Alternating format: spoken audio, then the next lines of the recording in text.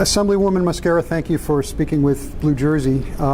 Your story of how you got to the General Assembly is not a typical one. Can you briefly tell us about the path you took from Ecuador, where you were born, to Trenton? Sure. My journey started 35 years ago in South America. I was born in Ecuador, and when I was about 3 years old, my mother and father and I immigrated to the United States.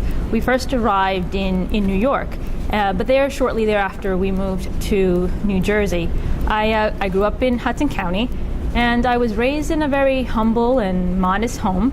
My father worked and my mother stayed at home, and a couple of years later my brothers were born. We basically had a regular family life, but I noticed that my parents' relationship was not going so well. And when I was a little older, I learned that what happened was that my father was physically abusing my mother. So my mother really didn't have any family in the United States. So what happened was that she was able to find a friend who helped her, and my mother took my brothers and I to a domestic violence shelter, and we actually went to a women's shelter a couple of times. And as a result, my mother found the strength and the courage to divorce my father.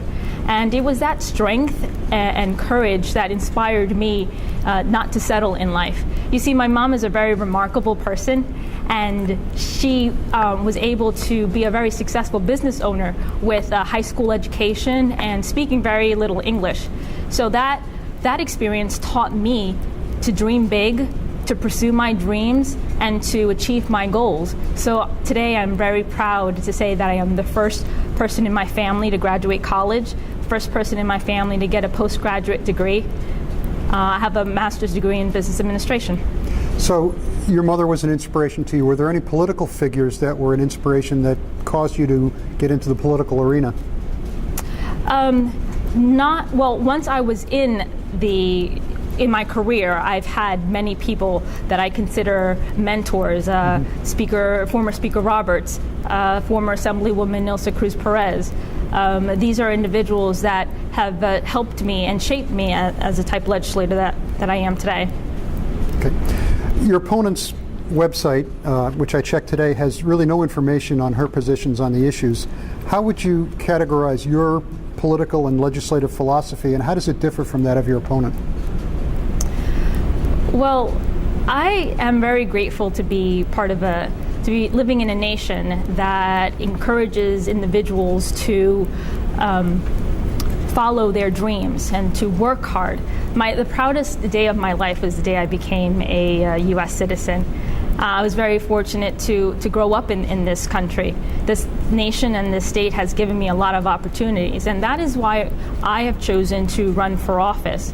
I want to give those same opportunities that were given to me, I want to give to others. I want to empower people. I want to be able to make their lives easier.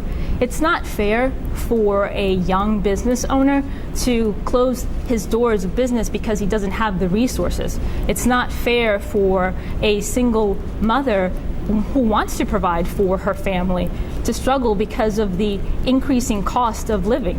It's not fair, and really not fair, for a senior citizen who lives on a fixed income to choose between paying a tax bill or choosing to pay for medical prescriptions. This state is a wonderful state, and it's disheartening to see that there's families and businesses leave because there's an environment that they live in that doesn't support their needs.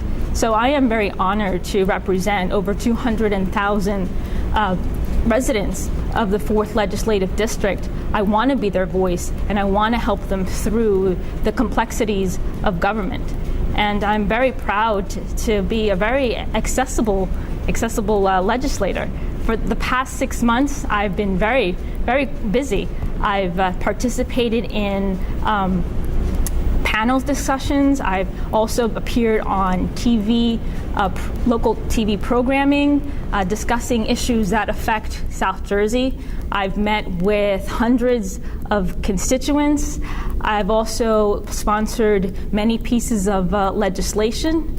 Most notably, I am the author of a bill that directs audits to look into the effectiveness of domestic violence situations. I also sponsored a law that would give prosecutors the tools they need to charge drivers who cause bodily injury or death while they're texting and driving. I'm also proud to be the sponsor of a law that honors recipients of the Purple Heart by designating Route 42 as the Purple Heart Memorial Highway. You're also on the Women and Children's Committee, which is a new committee headed by Assemblywoman Lampitt. Governor Christie has not really been a friend of women's health, vetoing many times funds in that area.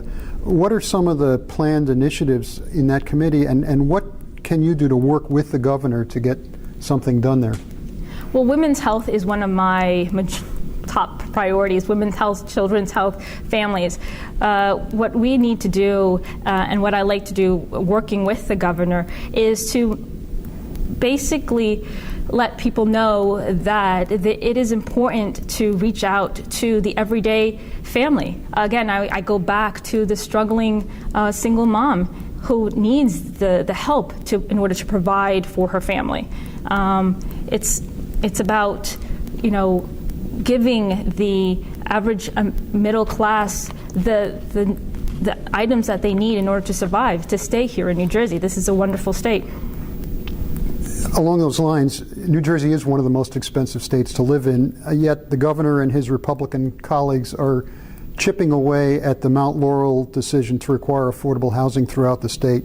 He's seizing funds that have been allocated to affordable housing, and he's appointing judges, or trying to appoint judges, who are prone to overthrow the Mount Laurel decision. How should New Jersey and how should the legislature react to provide affordable housing to New Jersey residents?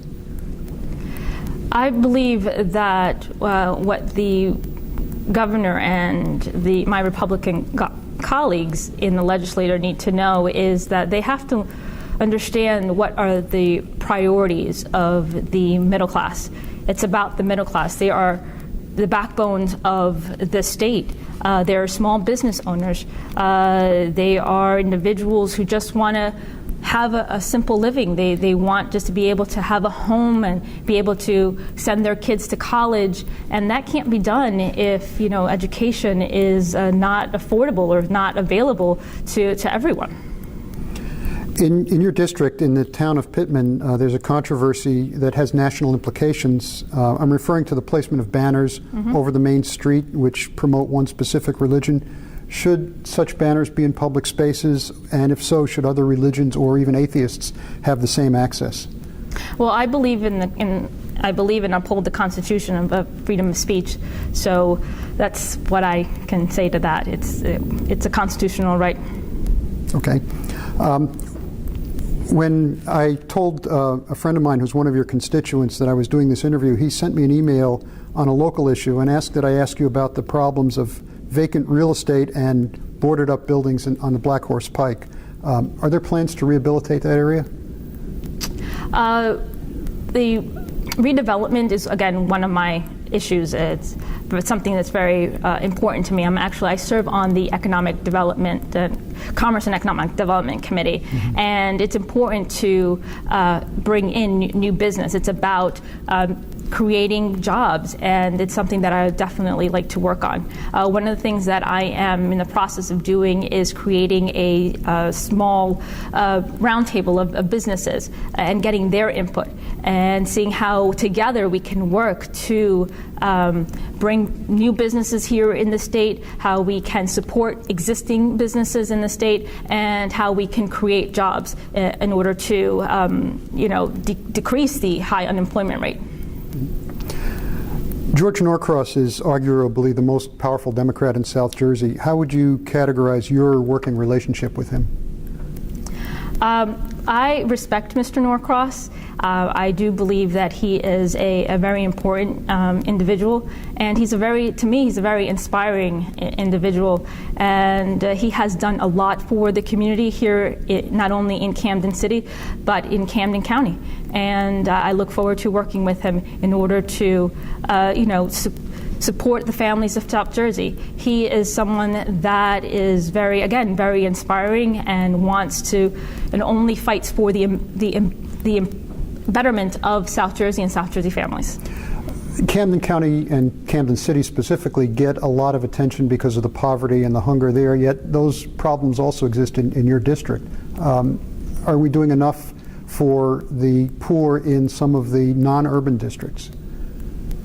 Well, we could always do more, and I am ready to and willing and able to fight for the families of South Jersey and to give them what they need. Yeah, we have to remember that we live in a time where economic times are tough, and we have to support those individuals that need our help.